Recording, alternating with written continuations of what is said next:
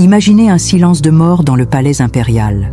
L'homme le plus puissant de Rome, un sénateur orgueilleux, est contraint d'assister à l'inspection publique de sa propre épouse, examiné comme du bétail, avant d'être choisi et emmené par Caligula dans ses appartements privés. Le sénateur ne peut détourner le regard.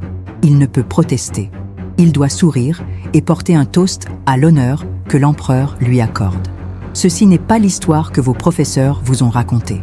Ce que les livres d'histoire appellent la folie de Caligula n'était en réalité que l'arme psychologique la plus froide et la plus calculée jamais inventée. Oubliez l'inceste public ou la légende de son cheval consul. Ce n'était que du théâtre pour la plèbe. La véritable arme de Caligula était utilisée lors de banquets silencieux et visait directement l'âme de l'élite romaine. Aujourd'hui, nous allons révéler les 5 pratiques sexuelles qu'il n'utilisait pas pour le plaisir, mais comme une machine de guerre psychologique pour détruire la République de l'intérieur. Et je vous préviens, la pratique numéro 3 est la plus terrifiante. Non pas à cause de l'acte physique en lui-même, mais à cause de ce que Caligula a créé à partir de celui-ci. Une arme de contrôle invisible, un mécanisme de domination si pervers que son écho définit encore aujourd'hui ce qu'est le pouvoir absolu. Bienvenue dans les secrets de l'alcôve royale. Si ce que vous venez d'entendre a déjà éveillé votre curiosité, sachez que ce n'est que la partie visible de l'iceberg. Pour continuer à explorer ensemble ces vérités que l'histoire officielle a si longtemps tenté d'effacer, je vous invite chaleureusement à rejoindre notre communauté. Abonnez-vous dès maintenant pour ne manquer aucune de nos révélations exclusives et laissez un j'aime si ce mystère vous captive déjà. Dites-moi dans les commentaires depuis quelle ville de France vous nous regardez. Paris, Marseille, Bordeaux ou un petit village chargé d'histoire? Et surtout, quelle reine ou impératrice aimeriez-vous que nous analysions dans nos prochains épisodes? Vos suggestions sont précieuses. Pour saisir à quel point les méthodes de Caligula étaient révolutionnaires et dévastatrices, il faut comprendre ce qu'était Rome en l'an 37 de notre ère. Ce n'est plus la République austère gouvernée par l'honneur sénatorial. C'est le début de l'Empire, une structure politique nouvelle où un pouvoir inimaginable est concentré entre les mains d'un seul homme. L'Empire romain s'étend de la Bretagne brumeuse aux sables de Syrie. C'est la superpuissance incontestée du monde antique. Mais au cœur de cette domination, à Rome même, une guerre psychologique est sur le point de commencer. Le Sénat, composé des familles aristocratiques les plus anciennes et les plus fières, s'accroche désespérément à ses traditions et à son honneur public. Face à eux se dresse un jeune empereur de 24 ans, Caligula, qui n'a aucune intention de jouer le rôle de premier citoyen.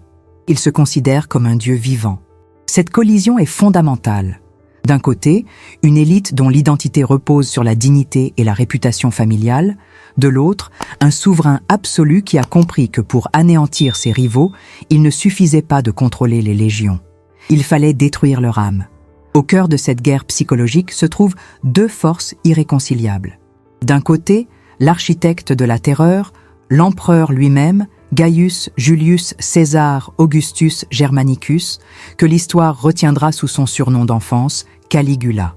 Il n'est pas seulement le souverain fou que l'on dépeint souvent. Il est l'incarnation du pouvoir absolu, un homme qui se proclame Dieu vivant et qui a compris que la véritable domination ne s'obtient pas par les armes, mais par l'anéantissement psychologique de ses rivaux. Caligula est un stratège brillant et pervers, obsédé par l'idée de prouver qu'il est au-dessus de toute loi humaine et morale. Face à lui, se dresse l'élite sénatoriale. Ce sont les descendants des fondateurs de Rome, des hommes élevés dans le culte de l'honneur, de la dignité et surtout de la pudicitia, la chasteté et la vertu de leurs épouses et filles, qui sont le pilier de leur statut social. Ces femmes nobles, les Lollia Paulina, ou les épouses anonymes traînées au banquet, ne sont pas seulement des individus. Elles sont le symbole vivant de l'honneur de leur lignée. Caligula a compris que pour briser ces hommes puissants, il ne devait pas attaquer leurs armées ou leurs finances, mais l'incarnation même de leur honneur, leurs femmes. L'arsenal de Caligula ne se composait pas d'épées, mais d'une ingénierie sociale méticuleusement conçue pour démolir l'âme de ses ennemis. Son premier mécanisme, et la première de nos pratiques choquantes, était ce que nous appelons aujourd'hui le bordel impérial. Mais il faut effacer de votre esprit l'image d'une simple maison de plaisir clandestine. Caligula a transformé des ailes entières de son palais sur le mont Palatin en un établissement public. La perversité de ce système ne résidait pas dans son existence, mais dans son personnel. Les historiens comme Suétone rapportent que Caligula ne s'est pas contenté de prostituées ordinaires. Il a forcé les épouses et les filles des sénateurs les plus éminents de Rome, des femmes de la plus haute noblesse, à y travailler. L'objectif n'était pas le plaisir, mais une double humiliation stratégique. D'abord, il forçait les sénateurs à assister à des banquets dans ces mêmes ailes du palais, les obligeant à côtoyer leurs propres épouses et filles, désormais traitées comme de la marchandise. Ensuite, il ouvrait ce bordel au public, invitant les citoyens, les cochers et les gladiateurs à payer pour avoir des relations avec les femmes les plus respectées de Rome. En fixant un prix sur la vertu sénatoriale, Caligula envoyait un message clair. L'honneur de l'élite romaine, ce pilier de la République, n'avait plus aucune valeur. Il pouvait être acheté et vendu, et c'est lui, l'empereur, qui en fixait le tarif. Ce n'était que la première étape. La deuxième pratique était plus directe, plus personnelle, et se déroulait lors des banquets impériaux officiels. Imaginez la scène. Les sénateurs sont à table avec leurs épouses, comme l'exige le protocole. Caligula se lève de son trône. Il marche lentement entre les tables, non pas comme un hôte, mais comme un marchand de bétail. Il s'arrête devant une femme. Il l'inspecte. Il lui touche le visage, la force à lever la tête, commente à voix haute sa silhouette, ses cheveux, la comparant à d'autres. Le mari est là, à quelques centimètres, figé, le sourire crispé. Parler signifierait une exécution immédiate. Caligula fait son choix. Il ordonne à la femme de le suivre et l'emmène dans une pièce voisine. Le banquet continue dans un silence assourdissant, la musique peinant à masquer la tension. Quelques minutes plus tard, Caligula revient, se réinstalle à sa place. Et c'est là que le véritable acte de torture psychologique commence. Devant l'assemblée entière, et surtout devant le mari, il se lance dans une critique détaillée et obscène de ce qui vient de se passer, louant ou dénigrant publiquement les performances de la sénatrice. Il anéantissait ainsi le fondement même de l'autorité masculine romaine, le devoir de protéger l'honneur de sa famille. Ces deux pratiques ont préparé le terrain pour la troisième, la plus dévastatrice, celle qui constitue le cœur de notre thème, le théâtre de la vérité. Caligula ne se contentait plus d'humilier les sénateurs en s'emparant de leurs épouses.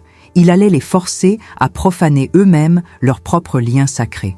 Sous le prétexte fallacieux de devoir observer la vérité de leurs relations pour prendre des décisions politiques, il convoquait des couples mariés de la haute noblesse lors de divertissements privés. Là, il leur ordonnait d'avoir des relations intimes devant lui et sa cour. Il transformait l'acte le plus privé et le plus sacré du mariage romain en un spectacle public. Ce n'était plus une agression de l'empereur contre le sénateur, c'était l'empereur forçant le sénateur à détruire lui-même sa propre dignité. Caligula regardait, commentait, critiquait leurs performances, notant leur passion ou leur manque d'enthousiasme. Ceux qui refusaient étaient exécutés pour désobéissance. Ceux qui obéissaient étaient psychologiquement anéantis, leur intimité transformée en un outil de divertissement pour le tyran. Et c'est ici que se révèle le mécanisme secret. Caligula ne faisait pas cela uniquement pour son plaisir sadique. Il tenait des registres, méticuleusement. C'est la naissance de l'archive de la honte sénatoriale. Il notait tout. Qui avait participé au bordel impérial, qui avait été inspecté au banquet, qui avait joué dans son théâtre de la vérité. Ces archives n'étaient pas des journaux intimes, elles étaient l'arme politique la plus puissante de Rome. Désormais, Caligula n'avait plus besoin de menacer un sénateur de mort. Il lui suffisait de le convoquer et de lui rappeler, peut-être en consultant un document, ce qu'il savait de sa femme ou ce que le sénateur avait été forcé de faire. C'était la forme ultime de chantage. Il avait transformé l'intimité en un système de contrôle institutionnel. Ce que vous venez de découvrir, cette archive de la honte sénatoriale, n'est que la première étape de son ingénierie psychologique. Ces analyses, qui relient l'humiliation intime à une véritable stratégie d'État, vous ne les trouverez dans aucun manuel scolaire. C'est la mission exclusive des secrets de l'alcôve royale. Déterrer les mécanismes de contrôle que les puissants ont délibérément voulu cacher pour maintenir leur domination. Je sais que ces révélations sont profondément troublantes. Elles nous forcent à voir l'histoire non pas comme une simple succession de dates, mais comme un jeu de pouvoir souvent brutal, où l'intimité était le premier champ de bataille. Si vous appréciez cette plongée unique dans les coulisses interdites du pouvoir, Si vous croyez que ces vérités méritent d'être exposées à la lumière, alors rejoignez-nous. Abonnez-vous dès maintenant pour ne rien manquer de nos prochaines enquêtes. Laissez un j'aime pour soutenir notre travail de recherche dans ces archives si longtemps censurées. Dites-moi dans les commentaires, êtes-vous plus choqué par les actes eux-mêmes ou par la froideur calculée avec laquelle Caligula a transformé le corps des femmes en une arme politique? Votre perspective est essentielle pour notre communauté d'esprits curieux. L'archive de la honte n'était pas seulement un dossier passif. Il devait être constamment alimenté par des actes de plus en plus audacieux, conçus pour frapper au cœur même de la société romaine. Le mariage. Si le théâtre de la vérité détruisait l'intimité des couples établis, la quatrième pratique de Caligula visait à anéantir l'honneur avant même qu'il ne puisse s'établir. Nous parlons ici de l'enlèvement pur et simple de jeunes mariés lors de leurs propres noces. L'historien Suétone documente l'un des cas les plus tristement célèbres, celui de Lollia Paulina. Imaginez le sommet de la société romaine réuni pour un banquet de mariage somptueux, célébrant l'union de deux grandes familles. C'est un pilier de la stabilité politique et sociale. Caligula est présent. Il aperçoit la mariée, la désire, et sans la moindre hésitation, il ordonne qu'elle lui soit amenée. Il l'entraîne dans ses appartements privés, consomme l'union, puis, quelques instants plus tard, il revient au banquet. Le silence est total. Mais le véritable climax de cette pratique n'est pas l'enlèvement, c'est le retour. Caligula ne se contente pas de ramener la mariée, il se vante. Il raconte à l'assemblée, et surtout au nouveau mari médusé, les détails obscènes de ce qui vient de se passer, faisant une critique détaillée de son corps et de ses performances. Puis, il la répudie sur le champ et la bannit, interdisant à son mari légitime de la revoir jamais. Cet acte n'est pas une simple impulsion. C'est un message. Le sacrement du mariage, pierre angulaire de l'honneur familial romain, est nul et non avenu face au désir impérial. Chaque sénateur présent comprend alors que sa propre fille, sa propre épouse, n'est qu'à un regard de l'empereur de subir le même sort. L'humiliation publique est instantanément archivée dans la mémoire collective de l'élite. Mais comment un homme, même empereur, pouvait-il justifier de tels actes? Comment pouvait-il institutionnaliser la destruction de l'honneur sans provoquer une rébellion immédiate? Cela nous amène à la cinquième pratique, la plus fondamentale de toutes, celle qui servait de fondation théologique à toutes les autres, l'inceste divin. Les rumeurs sur les relations de Caligula avec ses trois sœurs, Drusilla, Agrippina et Livilla, étaient connues. Mais ce que notre enquête révèle, ce n'est pas l'acte privé, c'est sa mise en scène publique. Caligula ne cachait pas ses relations, il les célébrait. Il dînait avec elles, les embrassant et les caressant ouvertement lors des banquets d'État, sous les yeux horrifiés des sénateurs et des ambassadeurs étrangers. Les historiens romains eux-mêmes, pourtant habitués aux excès, étaient si choqués que beaucoup de détails furent volontairement censurés des archives officielles. Caligula avait une obsession particulière pour Drusilla, qu'il traitait publiquement comme son épouse légitime. À sa mort, il ne se contenta pas de la pleurer. Il la déclara déesse, la Panthéa, et imposa son culte à tout l'Empire. Le climax de cette stratégie est là. Ce n'était pas de la simple débauche. C'était une déclaration politique et théologique calculée. Dans la mythologie, les dieux comme Jupiter couchaient avec leurs sœurs. En commettant l'inceste en public, Caligula ne brisait pas un tabou humain. Il agissait en Dieu vivant. Il prouvait à l'élite romaine qu'il n'était pas lié par leur loi morale. S'il était un dieu, alors il ne pouvait pas pécher. Cette autodivinisation était l'autorisation légale et morale de tout le reste. Elle justifiait le bordel impérial, le théâtre de la vérité et l'enlèvement des mariés. Si Caligula est un dieu, alors l'acte sexuel avec lui n'est pas une humiliation, c'est une communion divine. Il avait réussi à piéger l'aristocratie. Résister à la profanation de leurs femmes n'était plus une défense de l'honneur. C'était un acte de blasphème contre un Dieu vivant, punissable de la mort la plus atroce.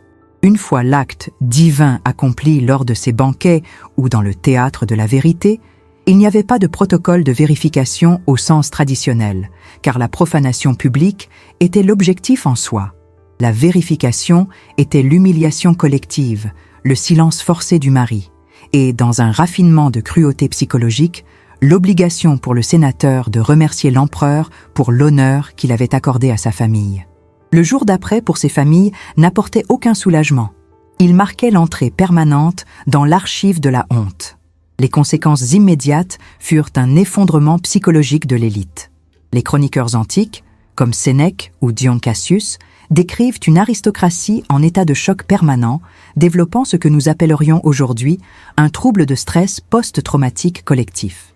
Des hommes autrefois orgueilleux, terrifiés à l'idée de recevoir une convocation impériale, tombaient physiquement malades d'anxiété chronique. Plusieurs, incapables de supporter la dissonance cognitive entre leur statut public et leur impuissance privée, se suicidèrent. Les mariages, fondés sur des siècles de traditions, d'honneur et de loyauté, étaient irrémédiablement brisés. Les enfants de ces unions grandissaient dans des foyers emplis de honte et de silence, observant la dégradation de leurs parents. Les victimes directes, les femmes de la noblesse, subissaient une double peine dévastatrice.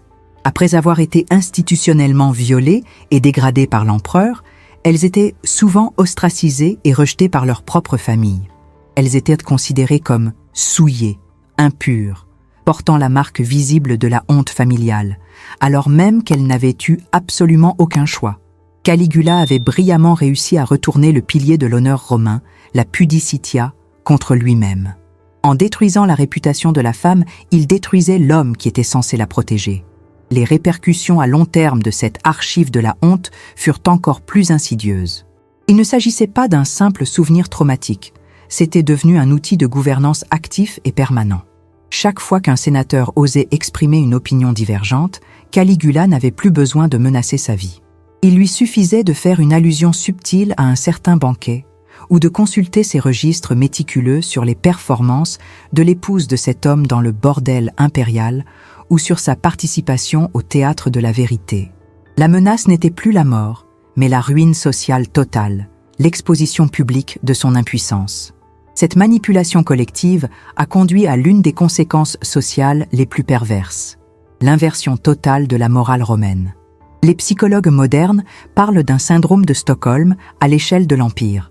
Voyant qu'il était impossible de résister, une partie de l'élite commença à s'identifier à son bourreau. Au lieu de cacher leurs épouses et leurs filles, certains nobles commencèrent à les offrir volontairement à l'empereur, espérant en retour un avantage politique ou simplement la survie. L'humiliation volontaire remplaça l'honneur. Participer à la débauche impériale devint un signe de loyauté, un rituel de servitude. Caligula avait transformé la structure même de la civilisation romaine. Les notions d'honneur, de dignité et de décence n'étaient plus des valeurs fondamentales, mais des faiblesses à exploiter. Les chroniqueurs décrivent une Rome fracturée par la méfiance, où les parents craignaient d'aimer leurs enfants, de peur que cet amour ne soit un jour utilisé contre eux. L'empire le plus puissant du monde était désormais dirigé non par la loi, mais par un système institutionnalisé de chantage sexuel. Lorsque Caligula fut finalement assassiné en l'an 41 par sa propre garde prétorienne, les sénateurs crurent que leur cauchemar prenait fin. Ils ordonnèrent que son nom soit effacé de tous les registres, une damnatio memoria destinée à anéantir jusqu'à son souvenir. Mais ils se trompaient. On ne peut pas effacer une idée. La mort de Caligula n'a pas mis fin à la terreur. Elle n'a fait que libérer son manuel d'instruction. Le véritable héritage caché de Caligula, le plus terrifiant, n'est pas sa folie, mais le modèle qu'il a créé. Il fut le premier à prouver, à une échelle impériale, que l'humiliation sexuelle institutionnalisée était un instrument de contrôle politique plus efficace que n'importe quelle armée. Son archive de la honte sénatoriale devint le plan directeur du despotisme psychologique. Les empereurs qui vinrent après lui, en particulier son neveu Néron, observèrent, apprirent et imitèrent. Quand Néron força plus tard les descendants des plus nobles familles à se produire comme acteurs ou gladiateurs, quand il organisa ses propres mariages scandaleux et ses banquets dégradants, il ne faisait pas que suivre ses propres pulsions. Il appliquait méthodiquement les leçons de son oncle. Il avait compris que la coercition et la dégradation publique de l'élite étaient la clé pour maintenir un pouvoir absolu. Ce qui resta fut une blessure psychologique profonde, une cicatrice indélébile gravée dans l'âme de l'Empire. Caligula avait changé à jamais la relation entre le pouvoir et l'individu. Les fondations morales de Rome, déjà fissurées, étaient maintenant brisées. L'honneur, la loyauté, la dignité familiale, Tout ce que des siècles de civilisation avaient bâti avait été exposé comme des concepts fragiles, facilement destructibles par un seul homme. Ce traumatisme collectif explique pourquoi la vérité sur son règne est si difficile à cerner, même aujourd'hui.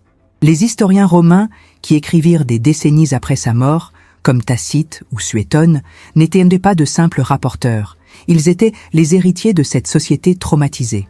Lorsqu'ils ont volontairement omis des détails, ce n'était pas seulement par pudeur ou censure, c'était par peur. Une peur que le simple fait de décrire ces mécanismes en détail pourrait contaminer les générations futures ou pire, donner des idées à de nouveaux tyrans. Le véritable héritage caché de Caligula, ce n'est donc pas l'image du fou incestueux, mais celle de l'ingénieur social impitoyable. Il a prouvé que la dignité humaine est fragile et qu'une fois que l'intimité est transformée en spectacle public, la société elle-même s'effondre. Le poison psychologique qu'il a instillé dans le système politique romain a continué à se propager, empoisonnant l'âme de Rome pendant des générations. L'Empire survécut, mais après Caligula, il ne fut plus jamais le même. Le pouvoir impérial n'était plus seulement une autorité politique, il était devenu la menace permanente d'une humiliation totale. Caligula avait écrit, dans la honte et le sang de l'élite romaine, le premier chapitre de la manipulation des masses par l'anéantissement psychologique. Et voilà. L'héritage le plus terrifiant de Caligula n'est pas celui d'un simple fou, mais celui d'un ingénieur social impitoyable qui a perfectionné l'humiliation sexuelle comme une arme d'État. Ces femmes de l'élite romaine, transformées en objets de spectacle dans le bordel impérial ou le théâtre de la vérité, n'étaient pas de simples victimes collatérales. Elles étaient le champ de bataille choisi par Caligula pour anéantir psychologiquement ses rivaux. C'est cette vérité dérangeante, cette analyse des mécanismes de contrôle intime que Secret de l'alcôve royale s'engage à déterrer. Ces histoires, où le corps féminin est utilisé comme un levier de pouvoir, ont été systématiquement effacées par l'histoire officielle. Si cette enquête dans les coulisses les plus sombres du pouvoir absolu a résonné en vous, si vous croyez que ces vérités méritent d'être exposées, alors votre place est ici. Abonnez-vous dès maintenant pour continuer ce voyage exclusif dans les archives interdites. Votre soutien est crucial. Laissez un j'aime pour nous aider à mettre ces révélations en lumière. Et partagez vos impressions dans les commentaires. Depuis quelle ville ou région de France suivez-vous cette histoire? Et surtout, quel autre personnage dont les secrets intimes ont façonné l'histoire aimeriez-vous voir exposé? Les manipulations de Messaline? Les excès de Néron? Nous ne faisons que commencer à révéler comment l'intimité a toujours été le véritable théâtre du pouvoir.